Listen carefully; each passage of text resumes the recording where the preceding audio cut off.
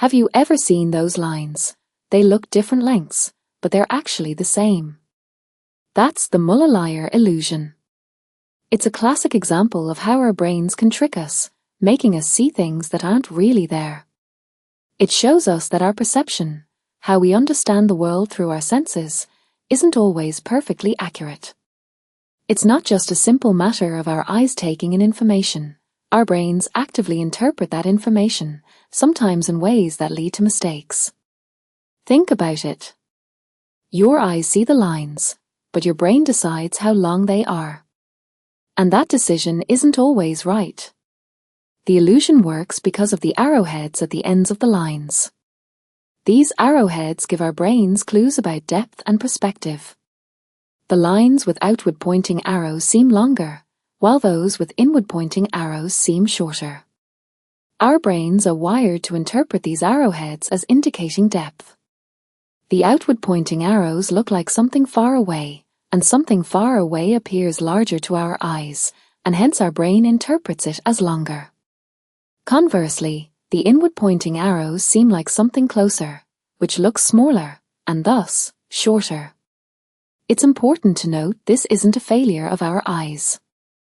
Our eyes are working perfectly fine. They're sending accurate information to our brains.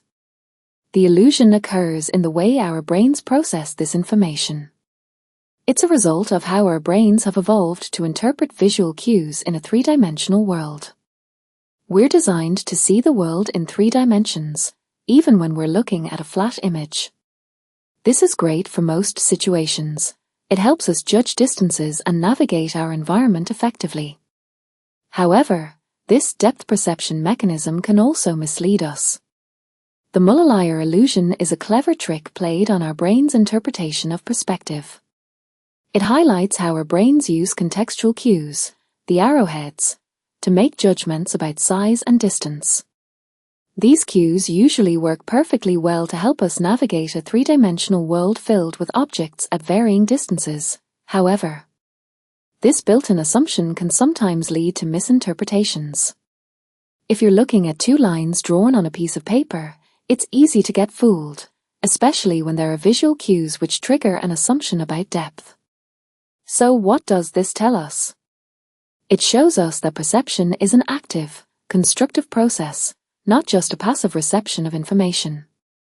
Our brains don't simply record what our eyes see. They actively interpret and construct a representation of the world based on the sensory input along with past experiences and expectations. Our brains make educated guesses about what's out there, and those guesses are usually pretty accurate. But the Müller-Lyer illusion reminds us that these guesses can be wrong, highlighting the fact that sometimes our perception isn't a perfect replica of reality. The impact of this illusion reaches further than just the visual domain. It's a general principle that extends to other aspects of perception. Consider how our perception of size and weight can be influenced by context. A small bag of feathers may feel heavier than a large bag of cotton. Similarly, the same cup of coffee might taste different based on the color of the cup, and if there is added cream in the cup, it changes its perception too. All of this demonstrates how context and prior experience play into our perception of sensory information. The brain doesn't work in isolation. It combines multiple input sources, and those inputs can alter the reality we perceive. The fact that the illusion works even when we know it's an illusion is quite fascinating. Even knowing the lines are the same length, we still often perceive them as different. This shows how powerful these ingrained perceptual mechanisms are. They are deeply embedded in our brains, and they're not easily overridden by conscious knowledge. It highlights how our experience shapes our perceptions and how difficult it is to completely detach from these deeply rooted patterns of perception. Furthermore, the Müller-Lyer illusion has applications in various fields. It's a valuable tool for studying the mechanisms of visual perception and learning more about how our brains build representations of the world. Researchers use it to understand how our brains handle complex visual cues, how these cues might change in relation to our different mental states, and also how the perception varies among different groups of people. This insight can help us better understand and treat perceptual disorders.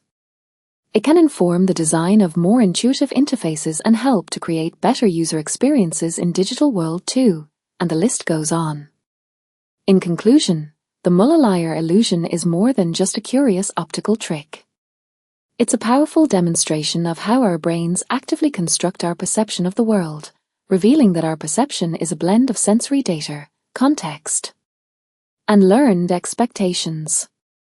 It shows us that what we see isn't always what is objectively real.